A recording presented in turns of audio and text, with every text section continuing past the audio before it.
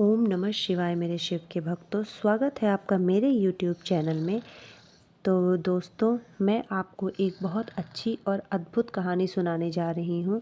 इस कहानी को पूरा सुनिएगा, क्योंकि पूरा सुनने के पश्चात ही आपको जो इसका फल है वो मिलेगा। कोई भी काम यदि पूरा किया जाए तभी उसका परिणाम अच्छा निकलता है। तो मित्रों, ये है कहानी भोला की। भोला के बहुत सपने थे, उसकी कुछ इच्छाएं थी।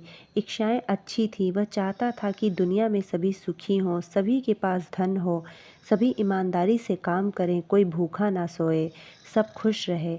उसने सुना था कि हम जैसा सोचते हैं वैसा ही होता है और हमारी इच्छाओं को ब्रह्मांड पूरा करता है। इसीलिए वह अपनी इच्छाओं के लिए दिन रात सोचता रहता था। लेकिन हुआ कुछ भी नहीं। वह देखता दुनिया में दुख है, तकलीफ़ है, बेईमानी है, लोग एक दूसरे से नफ़रत करते हैं, उनकी इच्छाएं पूरी नहीं हो रही हैं। तब उसके मन में एक नई इच्छा ने जन्म लिया कि मैं एक बड़ा हीरे का व्यापारी बन जाता हूँ, मैं एक बड़ा व्यापारी बनूँगा। वह इस बारे में सोच रहा था और सोचता है कि मुझे हीरे मोती पड़े मिल जाएंगे और मैं उससे बड़ा व्यापार करूँगा। फिर सोचता है कि कहीं से एक सेठ आएगा और वह मुझे कुछ हीरे जवाहरात देगा और उससे मैं एक बड़ा व्यापार करूँगा और मैं एक बड़ा व्यापारी बन जाऊँगा। वह सेठ अपनी लड़की का विवाह मुझसे करा देगा, क्योंकि मैं बहुत बड़ा व्यापारी बन जाऊँगा। तब मेरे जीवन में खुशियाँ ही खुशियाँ होंगी। अपनी काल्पनिक सोच में वो दिन रात बिताता था, लेकिन होता कुछ नहीं। जब भोला के पिता को यह बात पता चली कि उसका बेटा एक हीरे मोती का व्यापारी बनना चाहता है, तो उसे बड़ी खुशी हुई। उस पिता ने कुछ संपत्ति बेचकर अपने बेटे को 3 हीरे व 3 मोती दे दिए और कहा, बेटा, मैं जानता हूँ तुम हीरे मोती के व्यापारी बनना चाहते हो। मैं तुम्हारे लिए बहुत खुश हूँ। मैं अपनी आधी संपत्ति को बेच करके तुम्हारे लिए ये 3 हीरे व 3 मोती ले करके आया हूँ। इनसे तुम व्यापार शुरू करो, तुम सफल हो जाओगे, मुझे बहुत खुशी होगी। लेकिन उस भोले को ये 3 हीरे और 3 मोती कम लग रहे थे। उसने सोचा, इस 3 हीरे और मोती से क्या होगा, कम से कम 1000 हीरे और 1000 मोती तो होने ही चाहिए। एक बड़ी दुकान होनी चाहिए, कुछ लोग मेरे नीचे काम करने वाले भी होने चाहिए। जब यह बात उसने अपने पिता को बताई, तब पिता ने कहा, बेटा, शुरुआत पहले कदम से होती है। हम कभी एक साथ 1000 कदम नहीं चल सकते। पहला कदम, दूसरा कदम व तीसरा कदम, ऐसे चलकर अपना कदम आगे बढ़ाते हैं। तुम इससे अपना व्यापार शुरू करो और ये 1000 अपने आप हो जाएंगे। उसने व्यापार प्रारंभ किया और सोचने लगा कि मैं एक ब्याह में ही ऐसा व्यापार करूँगा कि बड़े बड़े व्यापारी मेरे साथ शामिल हो जाएंगे और एक बड़े व्यापारी की लड़की से मैं शादी कर लूँगा। मेरे जैसा व्यापारी यहाँ कोई नहीं होगा। लेकिन ऐसा कुछ नहीं हुआ। 1 माह में भी किसी ने उसके वो 3 हीरे व 3 मोती नहीं खरीदे। यहाँ तक कि 3 तो छोड़ो, उसके 1 हीरे भी नहीं बिके और वो बहुत निराश हो गया। अब कुछ नहीं हो सकता, अब वह बड़ा व्यापारी भी नहीं बन सकता। अपने पुत्र को निराश देख उस पिता ने अपने पुत्र से कहा कि निराश होने की आवश्यकता नहीं है, तुम पहले बाज़ार को समझो। कोई भी व्यापार करने से पहले बाज़ार को समझना पड़ता है। जब बाज़ार की परिस्थिति को समझ जाओगे तभी अच्छे से व्यापार कर सकते हो। तुम ये पता करो कि बाज़ार में किस प्रकार के हीरे की मांग है। इन 3 हीरे और मोती को बेचकर उसे खरीदो। पुत्र ने कहा कि मैंने पता किया था, लेकिन मैं इन 3 हीरे मोतियों को बेचकर भी उस हीरे मोती को नहीं खरीद सकता। पिता ने कहा कि पुत्र, तुम परेशान मत हो, मेरे पास जो संपत्ति बची है मैं उसे बेच करके उसे तुम्हें दे देता हूँ, ताकि तुम जो भी डिमांड है उस हिसाब से तुम हीरे और मोती को खरीद लो। पिता ने अपनी बची हुई जो संपत्ति थी उसे बेच दी और पुत्र भोला को धन इकट्ठा करके दिया और कहा, पुत्र, बस अब हमारे पास रहने लायक ही धन बचा है, यह पैसे ले लो और कुछ अच्छा हीरे और मोती खरीद लो। तभी भोला जा करके 2 हीरे और 2 मोती खरीद के लाता है और सोचता है कि पूरे बाज़ार में मेरे जैसे हीरे मोती तो किसी के पास ही नहीं है। राजा खुद आएंगे और मेरी तारीफ़ करेंगे, लोग मुझसे व्यापार करने के लिए तरसेंगे और राजा अपनी बेटी का विवाह मेरे साथ कर देंगे। यही सोच उसने फिर से अपने अंदर कर ली। लेकिन हुआ ये कि फिर 1 महीने बीत गए और उसका व्यापार नहीं चला। उसके एक भी हीरे, एक भी मोती किसी ने नहीं खरीदे और वह निराश हो गया। पिता से बोला कि अब ये हीरे मैं क्या करूँगा पिताजी, इसे आप खुद अपने पास रख लीजिए, क्योंकि मुझसे तो कोई व्यापार होने वाला नहीं है।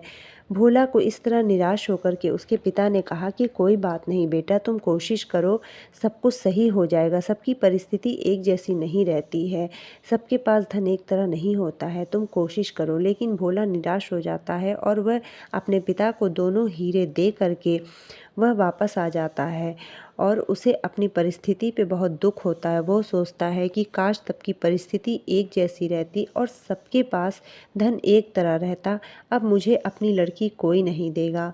एक दिन उसने सोचा कि कहीं दूर चला जाता हूँ ताकि परिवार की जिम्मेदारी ना हो उस पर, अकेले ही ख्याल रखना होगा तो वो खुद ही रख लेगा। फिर वह सोचता है कि चलो सन्यासी बन जाते हैं और फिर हमें किसी भी दुनियादारी से मतलब नहीं रहेगा, किसी की जिम्मेदारी नहीं रहेगी, बस अकेला जीवन वो तो कट ही जाएगा। फिर एक दिन वो सोचता है कि चलो कुछ और करते हैं और वो एक हीरे और एक मोती लेकर घर में रात ही निकल जाता है, ताकि वह सोचता है कि मैं ऐसे निकल जाऊंगा और किसी को पता नहीं चलेगा और मैं सबकी जिम्मेदारियों से मुक्त होकर के अपनी ज़िंदगी पूरी शान और शौकत से बिताऊंगा। इस प्रकार धीरे धीरे वह जो हीरे और मोती लेकर जाता है उसे बेच देता है और उसको बेचने के पश्चात उसे उसके 6 महीने बहुत आराम से निकल जाते हैं और जब 6 महीने पूरे होते हैं तो उसके पास बिल्कुल भी धन नहीं बचता है और वह बहुत निराश हो जाता है, क्योंकि उसके पास ना रहने की जगह थी, ना खाने के लिए कुछ भी था। अब वह भूख से व्याकुल हो गया और भूख से व्याकुल होकर वह रोड पर चारों तरफ घूमने लगा, भूख भूख कर चिल्ला रहा था, मुझे भूख लगी है, खाना दे दो, मुझे भूख लगी है, खाना दे दो। अब उसे अपने माता पिता की याद आई, पर उसके पास तो पैसे भी नहीं थे कि वो किराया दे सके। वो हिम्मत करके एक पेड़ के नीचे जा कर के बैठ कर रोने लगता है। तभी उसे आवाज़ आती है। उसने आवाज़ का पीछा किया तो उसने देखा कि एक भिक्षुक नदी के किनारे बैठकर ज़ोर ज़ोर से बोल रहा था, तुम जैसा चाहते हो वही पाते हो, तुम जैसा चाहते हो वही तुम्हें मिल जाता है। बार बार वह यही बात दोहरा रहा था। भोला उस भिक्षुक के पास गया और आकर के बोलता है कि आप कहते हो कि जो चाहता है आदमी वही मिलता है, तो मैंने भी तो बहुत कुछ चाहा था लेकिन मुझे तो कुछ भी नहीं मिला। भिक्षुक ने कहा कि तुमने अपनी ज़िंदगी में सिर्फ सपने देखे, चाहा नहीं और तुम्हें सपने ही मिले। आंखें खुलते ही तुम्हारे सपने टूट गए, वही तुम्हारे साथ थे। तो उसने कहा कि क्या सपने देखना गलत बात है? तो भिक्षुक ने कहा कि नहीं, सपने देखना गलत बात नहीं होती है, लेकिन इंसान को हमेशा यथार्थ में जीना चाहिए और उसे वो सोचना चाहिए कि जिन सपनों को वो जी रहा है वह उसे पूरा करने का सामर्थ्य रखता है कि नहीं। यदि वो उसे पूरा करने का सामर्थ्य रखे तभी वो सपने देखे, नहीं तो वो सपने सपनों की ही तरह रहते हैं और आंखें खुलते ही टूट जाते हैं। भिक्षुक ने कहा कि तुमने अपना व्यापार तो शुरू किया लेकिन तुमने बहुत जल्दी हार मान ली, तुमने अपने व्यापार को समय नहीं दिया। तो भिक्षुक ने उस बालक से कहा, भोला से कहा कि मैं तुम्हें आज 2 ज्ञान देता हूँ। तो उसने कहा ठीक है। उसने कहा ये जो 2 ज्ञान मैं तुम्हें दे रहा हूँ वो तुम्हारे व्यापार में तुम्हें काम आएंगे और इस ज्ञान को अगर तुम ले लेते हो तो तुम अपने व्यापार में सफल हो जाओगे। भोला बहुत खुश हो गया और उसने कहा ठीक है गुरुजी दीजिए। उसने भिक्षुक के आगे हाथ फैला दी। भिक्षुक ने पहले उसके हाथ पे उठा करके एक मुट्ठी रेत डाल दी। तब भोला कहता है कि अरे भिक्षुक महाराज, ये कौन लेगा, इस रेत की क्या कीमत है? तो उन्होंने कहा कि ये रेत है, अगर इसे हाथ से गिरा दोगे तो इसका कोई महत्व नहीं रह जाएगा, क्योंकि ये समय है। अगर आप समय का सदुपयोग करोगे तो समय आपके साथ हो जाएगा, लेकिन यदि आप समय का दुरुपयोग करोगे तो समय आपको ही डुबो देगा और आप कहीं के नहीं रह जाओगे। इसीलिए बड़े विद्वानों ने कहा है, ऋषि मुनियों ने कहा है कि समय के साथ चलें, समय का सदुपयोग करें, उसका दुरुपयोग बिल्कुल भी ना करें। जब उन्होंने यह बात भोला से कही तो भोला को बात समझ में आ गई। उसने कहा, ठीक है गुरुजी, दूसरा क्या उपाय है? तब गुरुजी ने कहा कि ठीक है, दूसरा हाथ लाओ। जब भोला ने दूसरा हाथ उनके आगे किया तो उन्होंने उनके हाथ में कंकड़ रख दिए। फिर भोला कहता, अरे गुरुजी, इन कंकड़ों का मैं क्या करूँगा? इसलिए तो मेरे किसी काम के नहीं हैं। तब गुरुजी ने कहा कि ये कंकड़ नहीं है पुत्र, ये धैर्य है। उस भिक्षुक की बात सुनकर भोला एकदम आश्चर्य से उनकी बातें सुनने लगा। कहा, धैर्य? कहे, हाँ। भिक्षुक ने कहा कि तुमने व्यापार तो शुरू किया लेकिन तुमने धैर्य नहीं रखा। अगर इंसान का समय खराब है और वो धैर्य रख के अपने कार्य को पूरा करता है और अच्छे समय का इंतज़ार करता है तो वो निश्चित ही अपने कार्य में सफल होगा। और धैर्य के साथ साथ वो अपने कर्तव्य को पूरा करता है और मेहनत में लगातार लगा रहता है तो एक दिन उसे भगवान सफल ज़रूर करते हैं। तो अब तुम जाओ और धैर्य के साथ समय का सदुपयोग करो, समय तुम्हारे अनुकूल अवश्य होगा। तब उन्होंने भोला को कहा कि तुम्हें भूख लगी है। भिक्षुक ने अपनी पोटली में से कुछ भोजन निकाल करके उसे दिया और कुछ पैसे दिए। कहे, इसको रख लो, ये तो मेरे किसी काम के नहीं है और तुम इससे अपने घर चले जाओ। उसके पश्चात इस सीख को लेने के बाद भोला उन्हीं पैसों से किराया दे करके अपने घर पहुंचता है और अपने माता पिता से क्षमा मांगता है।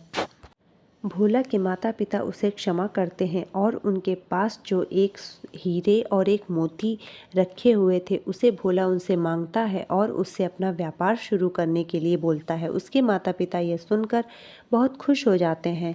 उसके पश्चात भोला उन एक हीरे और एक मोती से व्यापार शुरू करता है, लेकिन उस भिक्षुक के बताए गए रास्ते पर चलता है और धैर्य के साथ अपने व्यापार में लगा रहता है।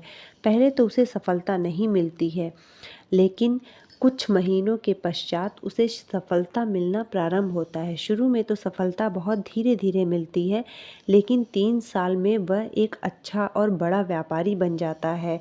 उसने धैर्य रख के अपने व्यापार को बढ़ाया और उसका परिणाम उसे प्राप्त हुआ। उसके पश्चात उसका विवाह भी होता है, लेकिन उसने एक अमीर घर की लड़की से विवाह नहीं किया। उसने एक गरीब निर्धन घर की लड़की से विवाह किया, क्योंकि उसे पता था धन तो उसके पास ही है और उसे ऐसी कन्या चाहिए जो उसके घर को संभाले, उसके माता पिता को संभाले।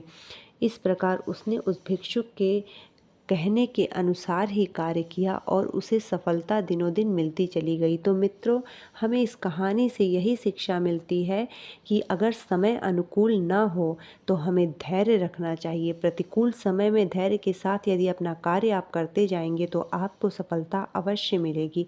हमें बिल्कुल भी घबराना नहीं चाहिए, क्योंकि समय कभी एक सा नहीं रहता है, समय हमेशा बदलता है सबका। तो मित्रों, अगर कोई बोलने में त्रुटि रह गई हो तो आप मुझे क्षमा कर दें, और अगर आपको ये कहानी पसंद आई हो तो प्लीज़ कमेंट में ओम नमः शिवाय लिखें, और अगर आप शिव के सच्चे भक्त हैं तो मेरे चैनल को सब्सक्राइब कर दें। तो बोलिए भक्तों, ओम नमः शिवाय, ओम नमः शिवाय।